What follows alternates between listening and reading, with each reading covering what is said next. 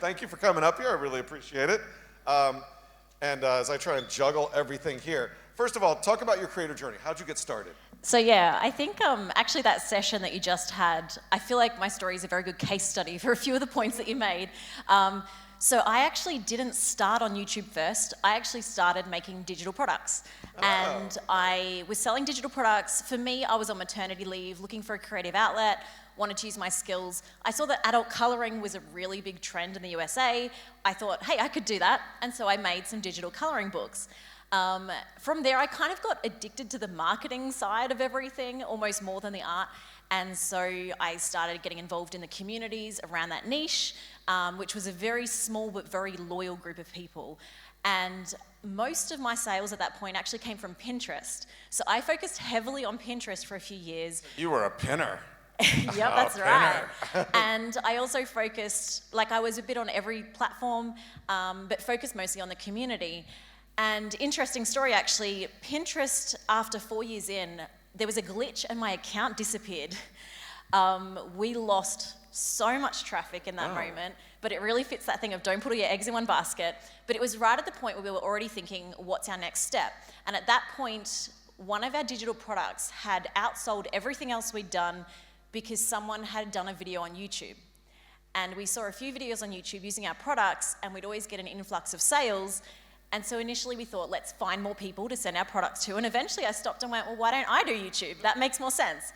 And that's when we started. So by the time we had 20,000 subscribers, the profit from all the products, I was able to go full time at that point. And my husband quit his job at just 20,000. So with just 20,000 subscribers? Yes. Your husband quit his job, you went full time, and here you are. So talk about you brought a couple things here. Give me a sense of what we have in front of us and these products. I'd like to know how you did your product development and what the success has been, but go ahead, give us a little demo. Yeah, so this is kind of our cornerstone product called the Color Cube. I don't know if you want to you know what, I'll demo it, you talk about it. So this allows anyone to have confidence in choosing colors that work well together. It's a box, it's full of inspiration, and very simply you pick a card that you like, you match your supplies, whether it's art or design or clothing, or even people do nail art and stuff like that, and then you just create the art. And you can be confident that if the colors look good on the card, they will look good in the end result. So this actually came out of a free product that we started with. I did a blog post trying to help people choose colors. I made these pictures. We had them all over Pinterest again. And we had so many people saying to us, I wish I could just download it. And so we developed a $30 download. And it quickly became our biggest seller, which was quite surprising to me because, again, it was already free and it was free on Pinterest. And we had so many people buy the digital version. And after a few years, the biggest question that we had from everyone was, where can I buy this in a physical copy? And so then we decided and then the Color Cube was born. Yes. And in the first 2 weeks of launching the Color Cube, we made $50,000 in sales, which for us, we were before that earning about $10,000 a month, so it was life-changing. All right, so how much does this is heavy, how much does this weigh? How much does it cost? How much does it weigh? How much does it cost? I knew what I wanted to say. Yeah, we sell it for $30, okay. But then we actually also have a bundle. And a bit of advice I was given early on, I was told you're not gonna make $1 million business selling $2 downloads. You need to build bundles. Right. So we've released this. We actually have 2 volumes, and we have the full digital version that we started with is actually bundled together as one for $100. And from our experience, about 70% of our sales end up buying the full bundle. So you upsell them, good deal. Yes. Okay, so upselling on this is great. I'm gonna just put this down here, don't forget it. What else do we have? I've only bought a few other things. These are some journals. So I have dot journals and line journals. And then we also have a coloring planner, which was actually our first physical product that we made. And we have sticker books, and now we're starting to look at what else we can do, like coloring books and stuff as well. So this is great. How do you create it? Who makes it for you? How do you fulfill it? How do you get it out there? I mean, obviously you're making money on it, so it's got to be priced right. How do you figure all that stuff out? Yeah, a lot of it's just we've kind of slowly worked our way through it. So we actually started, we didn't have the kind of numbers to do printing in China straight away, so we actually found a manufacturer and fulfillment center in America. We had a really bad experience with them, but it got us our foot in the door. And then I don't know, we got really lucky that I actually got a cold email from a Chinese manufacturer. It was right when we were really fed up with the quality of the American one. And I thought, well, let's give it a go. It was a bit of a gamble. And we just got really, really lucky that the first manufacturer that reached out to us is a manufacturer we still work with now. We've built an amazing relationship with them. And after they did our first product, which was the planner, and we were so happy with that, we said, let's try this other thing that everyone's asking for. And now we use them for everything. Hey, wait, I have a question for you. I just want to make sure I didn't screw anything up. Are these in any sort of order? They have numbers on them, so they don't need I was to like, stay in just order. sticking them up and down. I'm like, I probably just ruined it for everybody My right set here. does not stay in order. All right, so you're primarily YouTube right now. Yes. Other platforms thought about them, said, no, YouTube's our baby, or are you thinking about maybe there are other places you want to diversify again, in case, YouTube kills your Yeah, channel? so my thing has always been do one thing well and then spread out.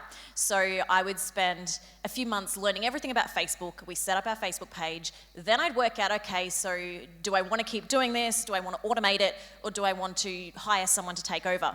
And so we've kind of made that decision with each platform. So I think Facebook was actually our first. Right now I use some tools, and I have a staff member who, she updates it, but I have tools that automatically post everything. And so once that was kind of managed and out of my hands, then I move on to the next. So we built Pinterest really early, we built Facebook really early, Instagram, I had a love-hate relationship with Instagram for a very long time, but we're finally now, I just have someone that looks after that, again, using scheduling tools, but it's not as automatic. And YouTube was our last one. But as soon as we started YouTube, it became the biggest one really quickly. It actually tripled our sales pretty much straight away. And what was really surprising to me was that by putting my face to all the things that we'd said before that, we'd never done video. By finally doing video, everything else grew. Our Facebook group just naturally grew, and the engagement just went right up. Our Instagram started growing, and our email list, we got to a point now we have 50,000 email subscribers and a 49% open rate. Wow. And the secret to that was just connecting with them on video, so then the email list, they're more attached. So in the couple minutes we have left, talk about your business structure. You are, I don't know if it's you or your husband, but it's a family business. You're the CEO or the COO or the Chief Creative Officer of a direct-to-consumer business, a global business. How many people work for you? What does that structure look like? And do you think you'll expand, or are you pretty happy with where things are? So we always said we would never hire more than 10 people. We said we don't want a global, too big business. We always want to have a personal connection with our team. Right now we already have 7. and we're still finding little pockets of, if we could hire someone for that, that would take the load off. Most of our hires have been to reduce the workload in an area or to find an area that we haven't explored yet. But in almost every area of the business, my husband and I have tried it first. We've got our head around it, we've learned everything, and then we've decided, do we want to do this? Do we hire someone to do this? Or what does this look like? So Shorts is one that we've experimented with and hasn't really worked out for us, so we kind of just put that on the back burner for now. But there are other areas like Facebook advertising that for us have been amazing, and so now we actually have an agency that does that for us. But our team is 7 people now, including my husband and I. Yep. And so the question I'm going to ask you is, well, actually first, tell me real quickly, are you going to do physical stores? Is how are you going to expand? Are you going to go out and start can I go in New York and all of a sudden these are going to be on the shelves? So we've had this discussion.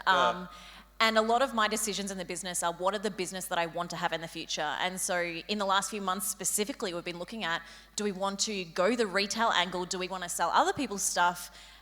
Or do we want to not do that, focus on building what we're doing, and we can sell wholesale to other companies? So we've actually been trying to make that very decision, and we've ended up deciding to focus on let's get our product into other people's stores rather than taking on that retail demand ourselves. So we still do all the fulfillment via our website, but we're not intending on having a physical shop anytime soon. No physical shops? I'm not going to go to Melbourne and be oh yeah, right down in the CBD, there's your shop. We want to get it into other people's shops instead. Yeah, get into other people's shops.